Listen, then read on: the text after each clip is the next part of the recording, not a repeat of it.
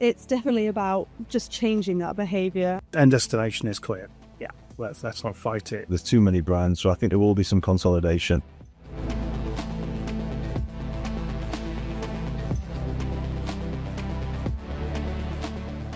Hello and welcome to the Talk Auto podcast. I'm Ben. And I'm Holly, and every month we're joined by industry experts talking about the changing automotive landscape.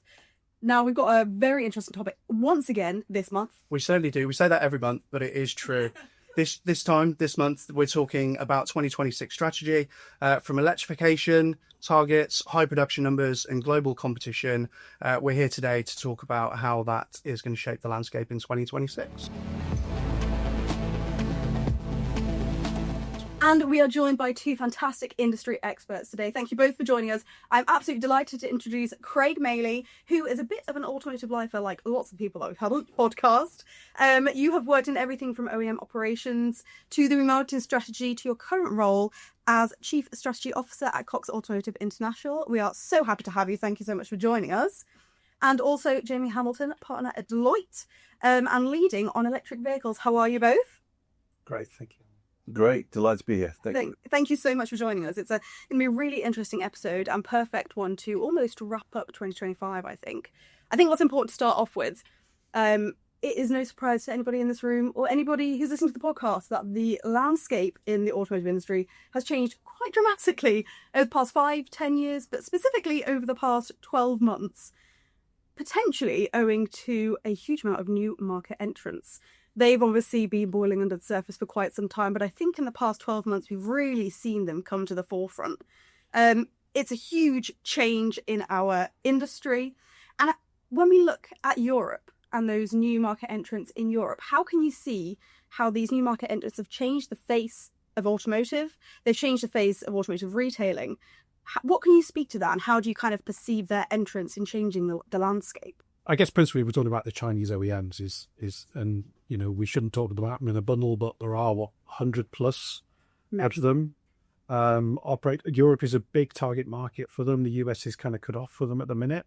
So Europe and South America in particular, target markets. I think they've shown with their scale, their ambition, and just their pace that they brought that, the reality is this is not a temporary thing.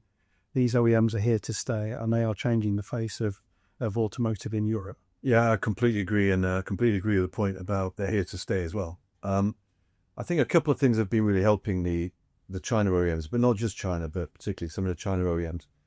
Obviously, they've invested quite heavily in terms of electrification. They've got the scale, but it's not just electric cars. They're bringing over petrol, diesel cars as well. But I do think with the electrification, what we are seeing as well is that as people switch from petrol and diesel to electric cars, they see that almost like it's moving into the next generation car. And we've found that their brand switching behavior is you're a lot more likely to switch brands as you move to EV as opposed to staying within ICE vehicles. And so that's really helping them as well, I think. I think a number of reasons that what's quite interesting as well is particularly in the UK, people see some of the new brands coming in, some of the China brands that you could talk about, but also some reintroduction of established brands into the UK that are now owned by some of the Chinese OEMs are really having a significant impact, as I say, particularly in the UK. We've just seen that Mitsubishi has also announced that they're coming back to the UK market as well, haven't we? Yeah. So that's really interesting to see. I find it quite interesting actually. In previous episodes, we've pulled the parallels between sort of EVs and smartphones and the general sort of tech evolution of our lives. Yeah.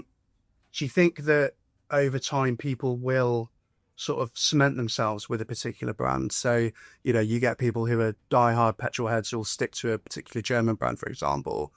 People who will stick to, a Tesla, for example, again, as another example, where you're finding people chop and change between different new entrants. What do you think is driving that? Is it the technology or? I think some of the new entrants coming in have been particularly successful in terms of the mainstream kind of categories, which is particularly price sensitive, right?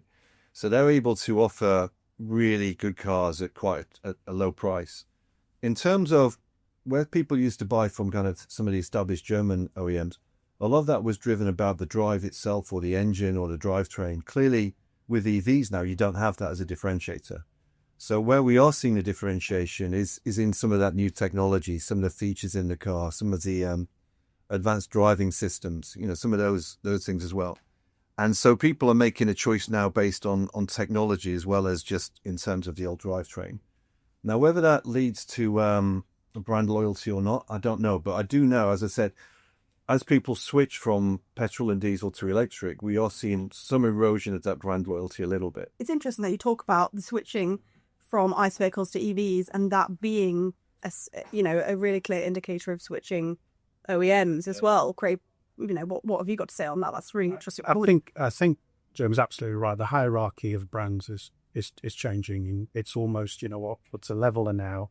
But to the point as well, actually, we're still in the world of ICE vehicles. We're still in the world of lots of hybrids. There's lots more, we call it traditional vehicles being sold. But I think where the Chinese have been really smart is the outside of the vehicle is kind of actually very familiar. It's kind of when you get inside that you actually see it's very, very modern. And, as an EV driver, the thing that I find is the powertrain is not a differentiation, really. The reality is all the tech that is now in the car. Yeah. That is just a tremendous amount of technology that, the most simple thing is your Apple CarPlay. That's the kind of simple thing. That's the common interface. Everything else with every OEM is kind of very, very different from how they used to style their vehicles. So the reality is everybody's been starting afresh over the last few years. There's often a modular architecture as well across different brands. So you have skateboards and top hats, you call it. A skateboard is like, when you have a remote control car, you take the plastic off. Mm-hmm. That's kind of your skateboard. And then the top hat is everything on top of it, is your features, your technologies, and that's where the differentiation is. But I would say on the on kind of some of the legacy or conventional OEMs, over the last 12 months, I think we've seen a real resurgence of them coming back into the market. Like they've really upped their game in terms of the current generation of EVs coming in now. There's a lot more at an affordable price point. We're getting to the ranges that are getting really good as well. So I think the competition has increased actually this year from some of the legacy OEMs coming back as well in response to the new entrants. Definitely a competitive market at the moment, isn't it? I think what we have kind of seen is the UK is often seen as a bit of a test bed for new OEMs, for, multiple trends, but especially with these new entrants. And going into Europe, looking forward to 2026, some of these new entrant OEMs will be looking to expand their reach within Europe, but the UK is not Southern Italy, and the UK is not Barcelona. And there are very big qualitative differences between our driving styles, the type of cars that we like, the lifestyle that we lead, and those throughout Europe. So what do you think going forward to 2026 that landscape looks like for new OEMs? And do you think the strategies that they've used to expand within the UK will be used within Europe? I think it's not just about the UK leading on this. I think, each of these OEMs is taking a look at Europe as a whole, where they can maximize penetration. Obviously, AMG was originally a kind of UK brand, an obvious one to kind of do incredibly well here. But I think the reality is that they're trying to cover all different types of use case. So the reality is they've got a product for absolutely everything. And I guess what we'll see is that we'll see certain OEMs focusing on certain markets where they see actually their opportunities is the greater. But if you're in a market such as Spain, for example, where rental cars are an incredibly important part of the market, just think of a rental as a blown test drive to get people used to driving an EV or getting used to driving a kind of Chinese vehicles. So I think for each of the OEMs, again, let's not treat them as one group. They'll all have their individual strategies, but they can all see the same sort of things in terms of opportunity across Europe. They see the challenges of people living in cities. We see it in electrification. There's still problems in certain countries. The grid infrastructure is not there. Some countries, it's actually the charging infrastructure is not there. So there's still a long road to go. But the reality is, given the incentives that are there in some markets, given the legislative push and given the nudging behaviour that we're all going under, the reality is that there's a kind of generic move going on, which is not just about electrification. It's particularly with these Chinese OEMs, these kind of value for money vehicles. I think the UK is kind of leading a little bit in Europe. And that's driven by, we don't have a lot of mainstream domestic manufacturer as we used to.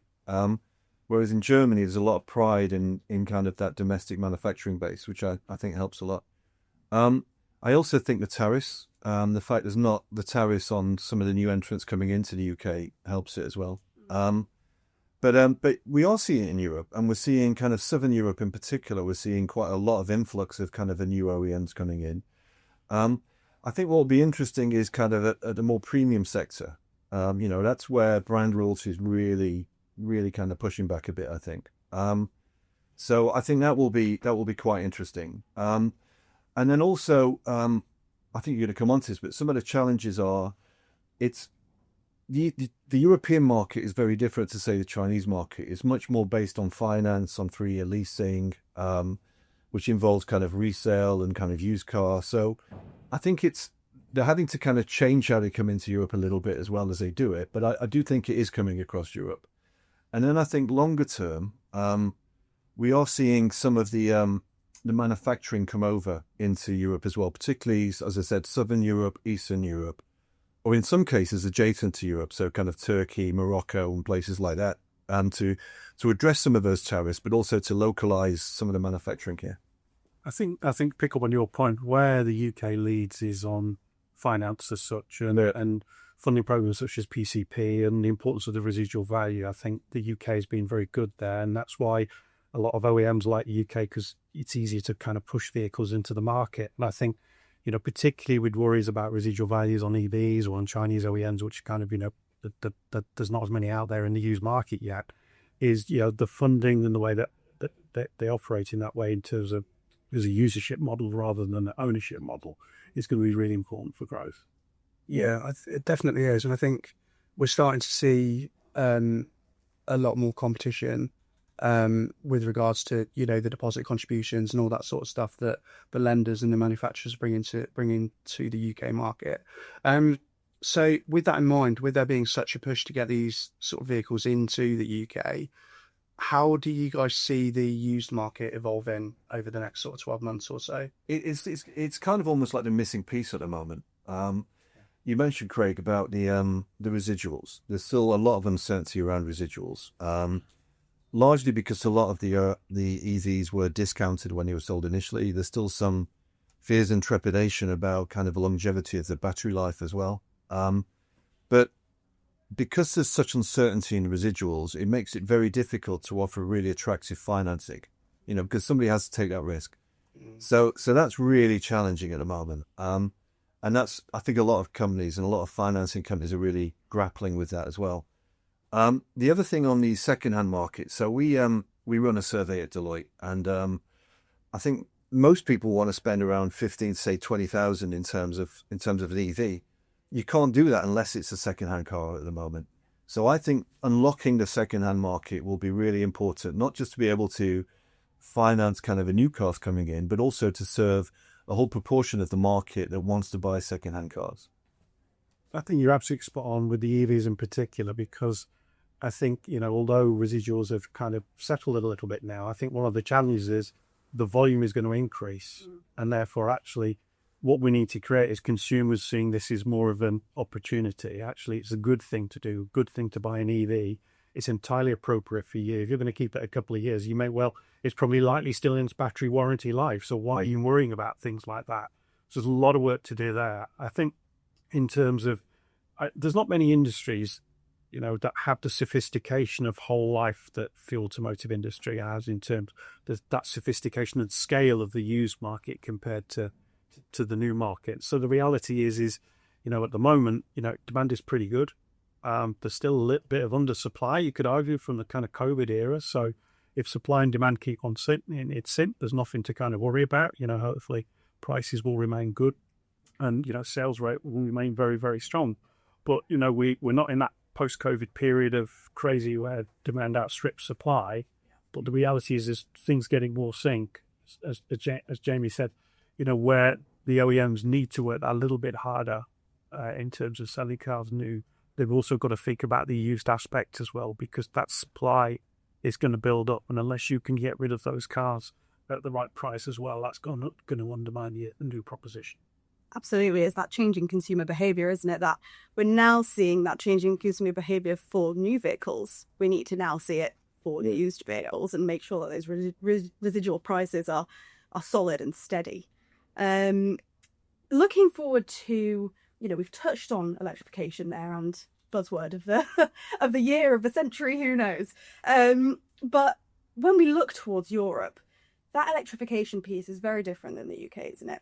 We are looking at some countries that want smaller vehicles. They don't need the range. I was in Italy recently and I saw a Citroen Ami and a Fiat Topolino, the cutest cars I have potentially ever seen. But it really shocked me to see that those were the only electric cars I actually saw when I was there, and they are this big. They are absolutely tiny, and the range is, was he 60 miles, 30 miles? 160 miles, something like that. Very, very, very low. And it's interesting that that is what electrification at this moment in time is looking like in southern Italy right now.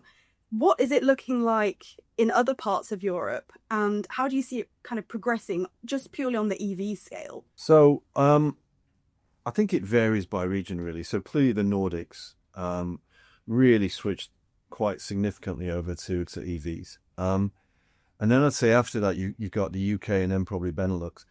For me, a lot of it is still massive regulation driven, either through fiscal incentives or through kind of targets given to the car companies, the OEMs. You mentioned Euro 7 coming in, but also the ZEB mandate into the UK as well, really driving it. So I think that the UK is leading on that, opposed to kind of mainstream Europe. But mainstream Europe is really catching up as well. And you mentioned about kind of the cars. Initially, the BEVs that came in were they weren't cheap, and they were like SUV level as well. So what we have seen in the last year is a lot of the smaller EVs coming in at that affordable price point.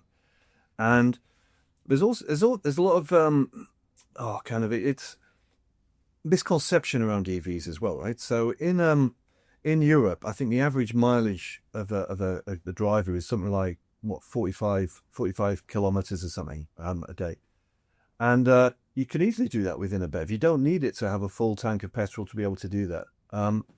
In fact, though, I think a challenge for BEVs, though, is you can also do that with a plug-in hybrid as well. And so that's something that we might want to come on to in terms of, as you're seeing, the incentives are really, really there. I don't think the customer demand is really there with the regulations yet. And so you're seeing a little bit of slowing down in terms of, not in terms of sales, but the rate of increase of sales in Europe. And it will be interesting to see the role of plug-in hybrids and how long they will stick around in Europe, I think, going forward. I guess, as you say, Norway, the Nordic countries, 95% of new car sales in Norway are EVs, zero tariff, so it's a whole mixture of product as well. But also some of this is driven by wealth, so, EV registrations associated with wealth, but also, as JB says, UK and Germany, it's company car, and more advantages in taking an EV as a company vehicle. In, let's say, a market such as Italy, where actually it's more about choice, are you actually going to change the size of the car that people want? Why would they need a bigger car? They've always been happy with a small car because parking is really important. And put simply, there's not the variety at that smaller end. And this is where the established manufacturers struggle to compete, because the focus has been on the larger vehicles. But don't forget as well, is often you're talking about two cars in a family. And, maybe this part of this change in behaviour is one of them becomes an EP, first of all. And it's maybe the family car where you've got the child seats in, 5 people in, etc., etc. And then the second car of the family is maybe the one that doesn't change quite as quickly. Mm-hmm. Because the logic side of it says, with the mileage that people are doing, an EV is suitable pretty much for all use cases. Yeah, it's having that kind of that safeguard, isn't it? You've got another car as well, so if you want to talk about going on camping to Devon or something, you've got that for once a year. You could do it. You need the big one. You need the one with the big boots and a long range. Especially like in my household, we've gone completely EV. Right. So I've got the car with the bigger battery that can do the longer journeys, and then my other half, she's got a smaller EV that will get her to and from work a few times a week, no problem at all. It's interesting to see that shift. I went to a used EV first to see if it would actually work for me. Didn't want to make the big investment into a brand new car. Now I know that it does. I've got one with more range, and we're full EV household and loving it. But Craig, you made a really good point about certain segments of the population that are going for EV, be it through kind of company car. I mean, it's massive in the UK, salary sacrifice. It's such an incentive.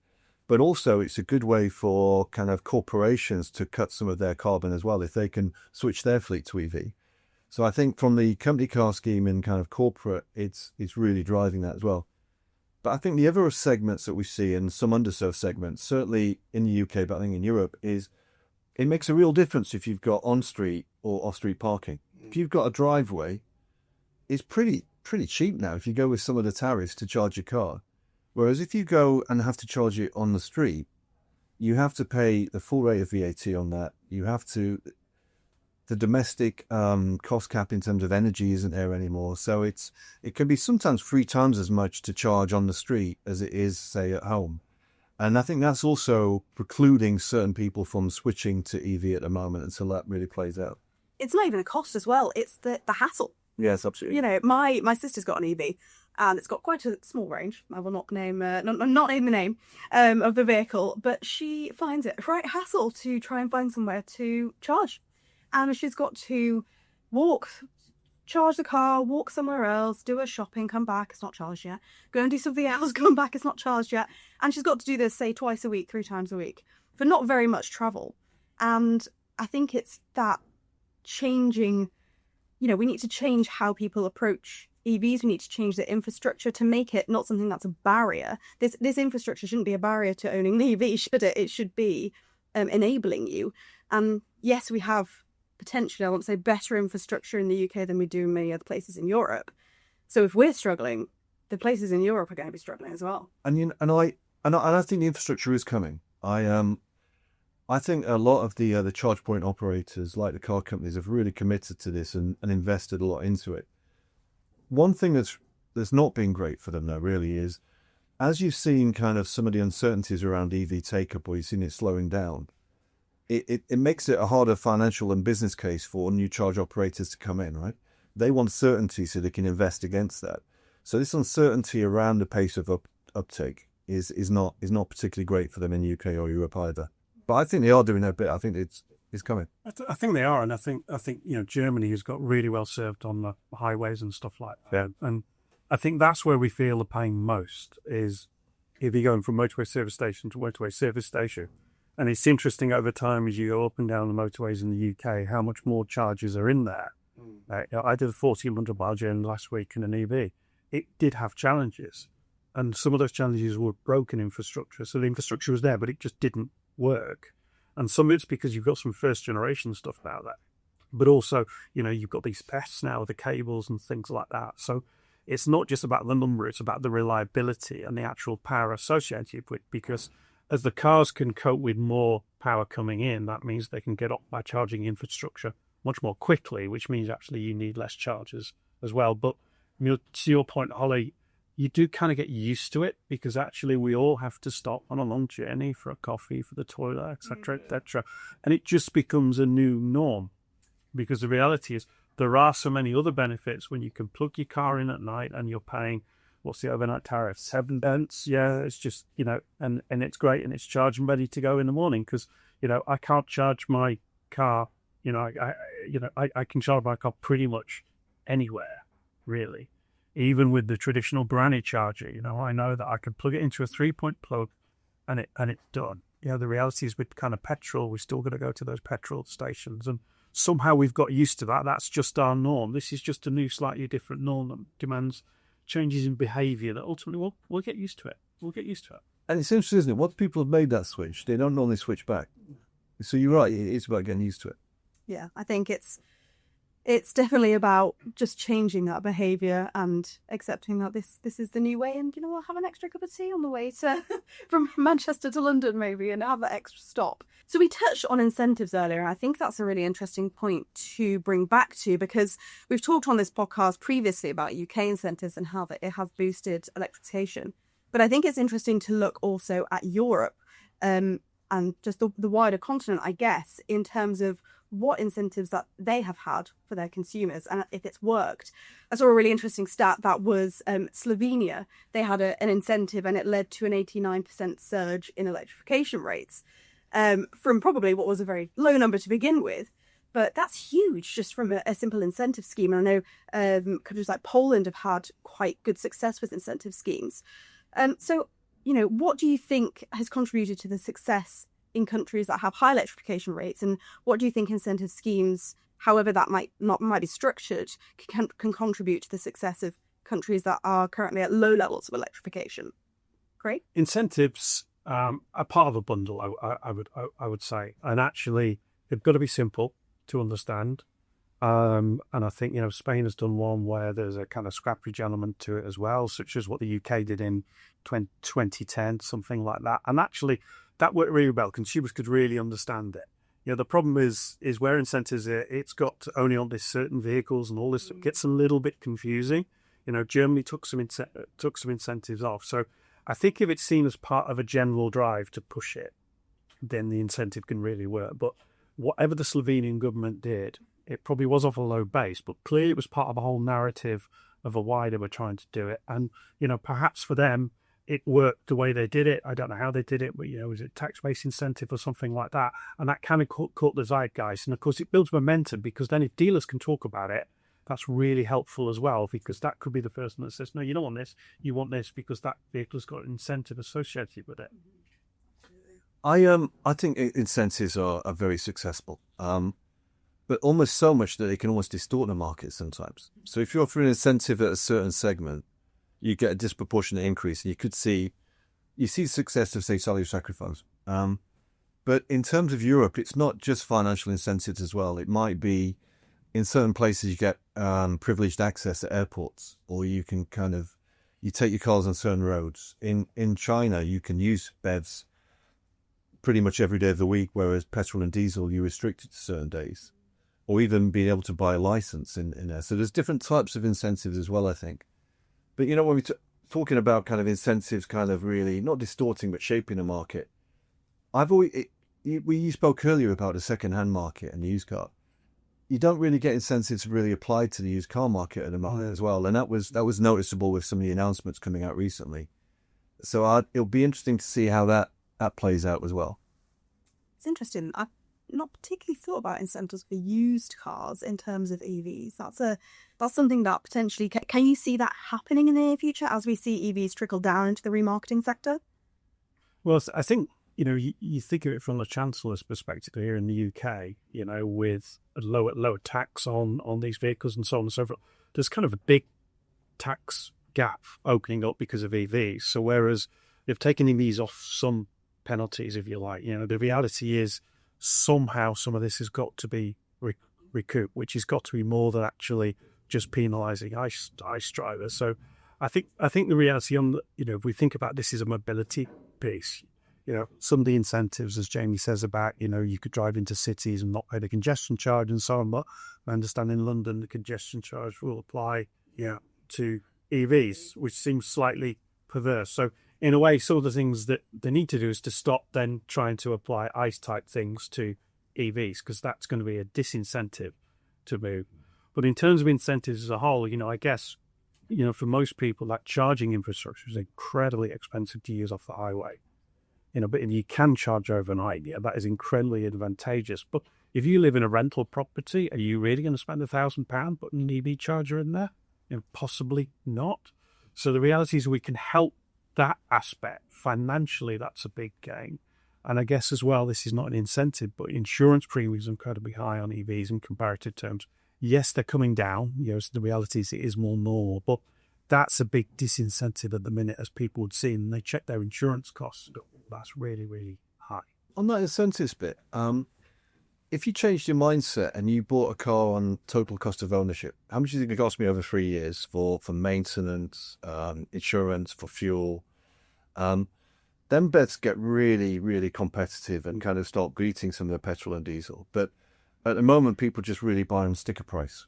Kind of how much does it cost at the forefront? All that monthly $299 a month. Yeah, exactly that. But if you look at it and you kind of bundle it in with the cost of fuel, the cost of, as I say, maintenance, the insurance bit as well, then it kind of changes a bit, I think.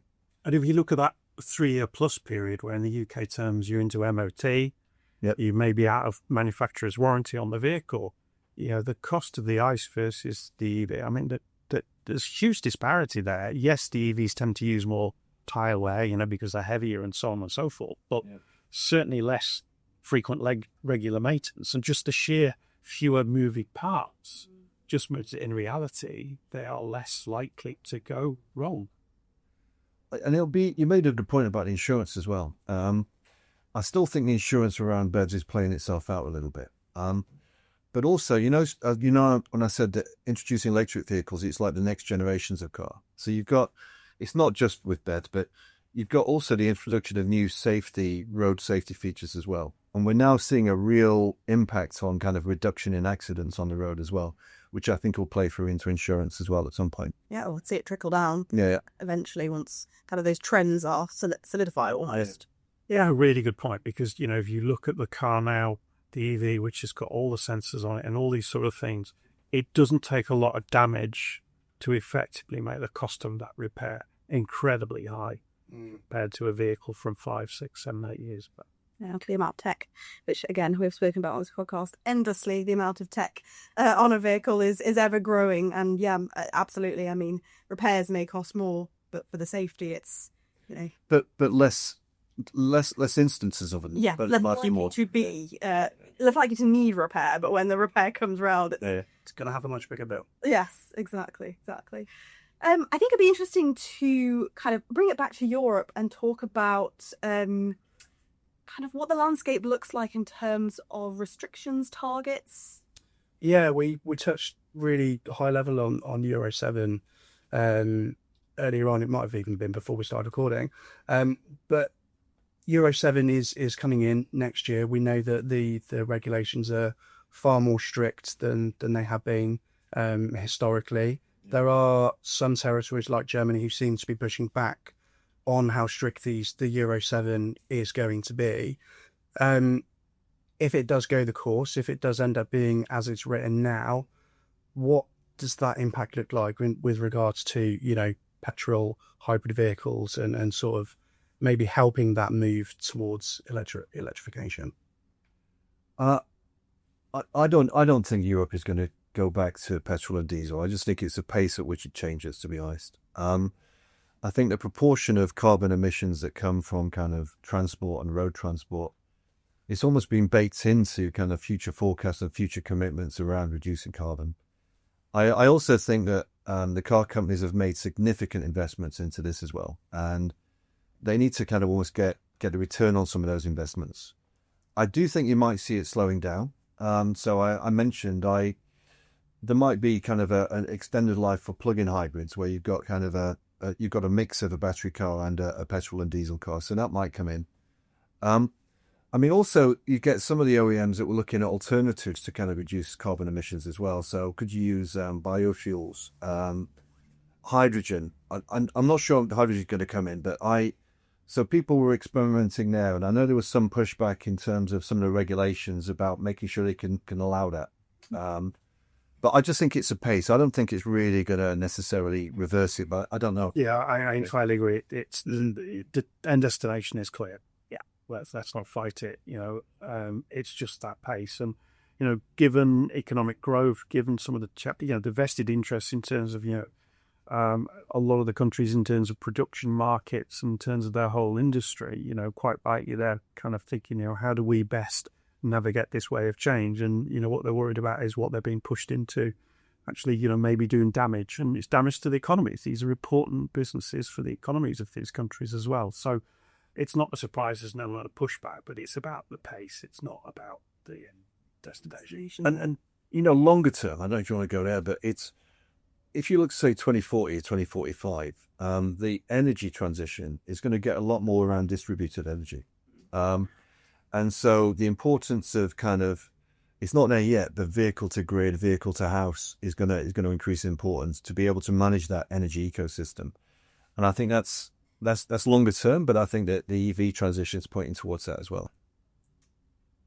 Yeah, I think the energy burden of EVs is kind of well known, but I think the reality is that a lot of the countries in Europe started to withdraw from things like nuclear a little bit early before the kind of renewables had come on stream. UK is incredible on renewables. So I would say some of the other countries have got further to go, but you've got to get that infrastructure ready and suitable. But all this energy that's kind of surplus energy overnight, the perfect place for it to go is into a car. Yeah. Definitely, we've had some interesting conversations about where energy can go. Last episode, didn't we? Yeah, sure. Powering getting the power from solar panel, powering your house. It's be an interesting look towards the future. Definitely, I guess looking towards the future, as is the theme of this podcast. Sales outlook for 2026 in the UK and Europe is something that would be really good to touch on. I guess, Jamie, at Deloitte, you've run consumer studies about what consumers are looking for in their retailing experience. What can you kind of say to that in the UK and potentially EU markets, and how do you think that might potentially change going into 26? So about 3 or 4 years ago, around about just before COVID time, there was a big move in Europe about trying to sell direct from the car company to the customer, either through kind of just direct e-commerce or through something called agency, where you'd sell to them but you'd pay the dealer commission, who would kind of facilitate and help to make that sale happen. I think, to be honest, we're kind of moving back more to the old traditional dealer model now, where it's more of a wholesale model. And I think particularly with some of the new entrants we started talking about, one of the things that they're doing is they're really going through the established dealer model. And the reason for that is because it kind of, people trust some of their dealers. You want to keep the tires on it, but then also around the aftermarket and being able to look after the car throughout its lifetime. So I think the dealer model is gonna be here for some time. As I say, I think some of the new entrants are really jumping on that. However, one of the reasons that people wanted to move to direct sales was to try and improve that experience, because you had the OEM handing over to dealer, and it was all you'd start again sometimes. So I think we are getting much better in terms of the digital journey, and it's like an omni-channel experience now, where you do it digital, it's seamless all the way through, and but you also want the physical comfort and safety of having that as well. So I don't see that really changing necessarily too much. And is that speaking to the UK market or just Europe in general? No, I think that's Europe. I think Europe also, we're experimenting with kind of direct sales with agency. I think with some of the real premium brands, they still might look to contract with you individually.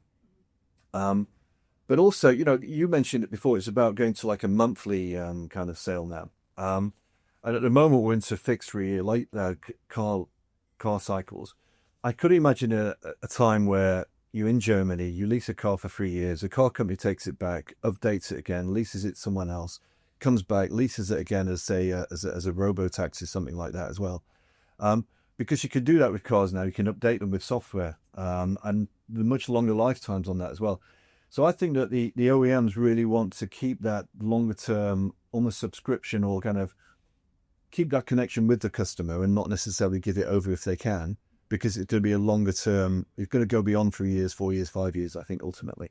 And also help diversify their revenues, right? Absolutely. We saw that OEMs went to the direct-to-consumer model, and balance sheets got scarily high. It's probably partly why a lot of OEMs flipped back to a wholesale model, certainly after COVID.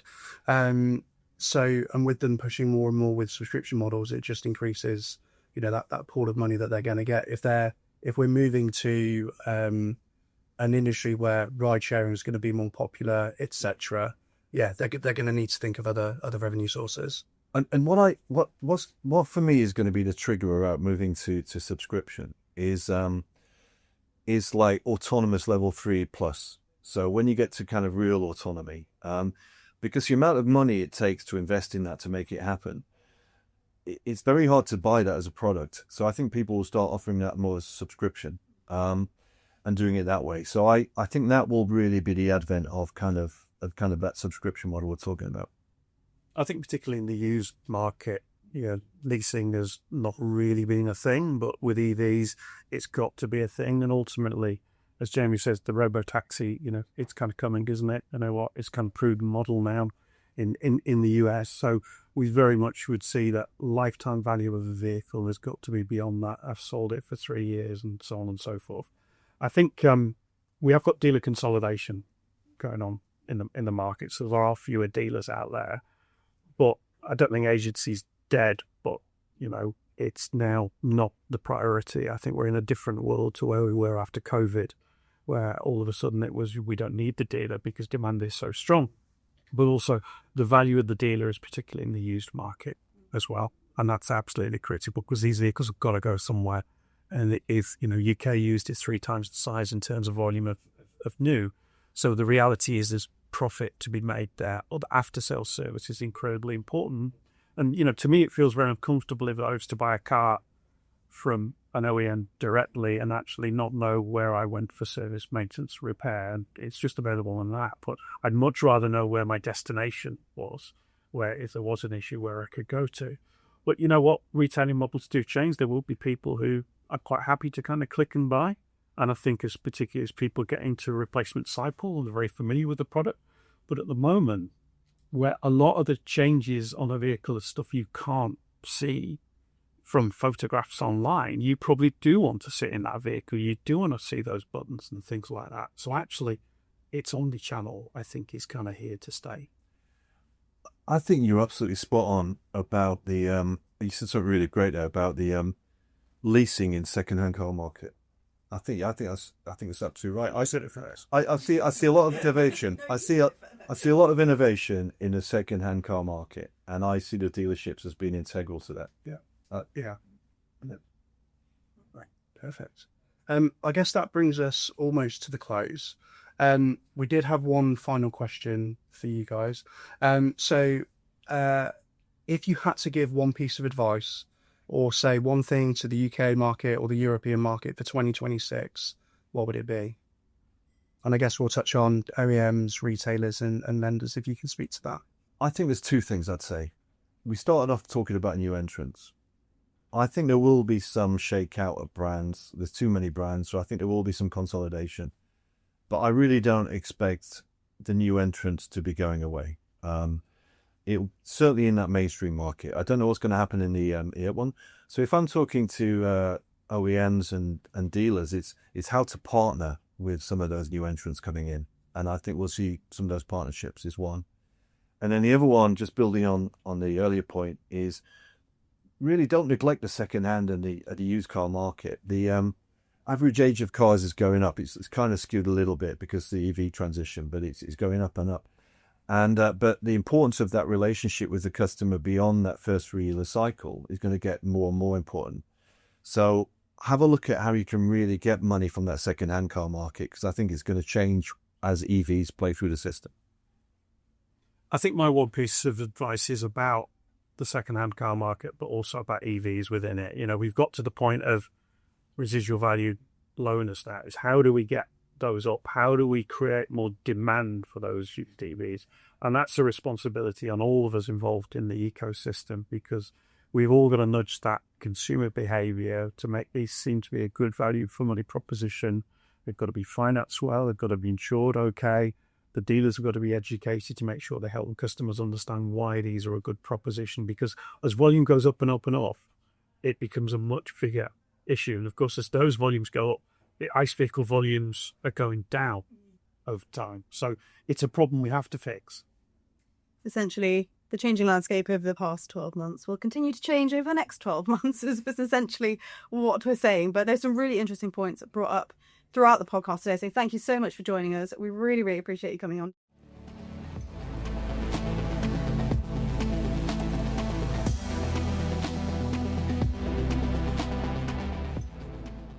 Thank you very much for joining us today for this episode of Talk Auto Podcast. You can find our email in the show notes if you've got any comments or you'd like to feature as a guest. And you can follow us wherever you get your podcasts. And don't forget, you can also watch us on our Cox Automotive YouTube channel as well. So follow, like, and subscribe for more. And we'll see you next month.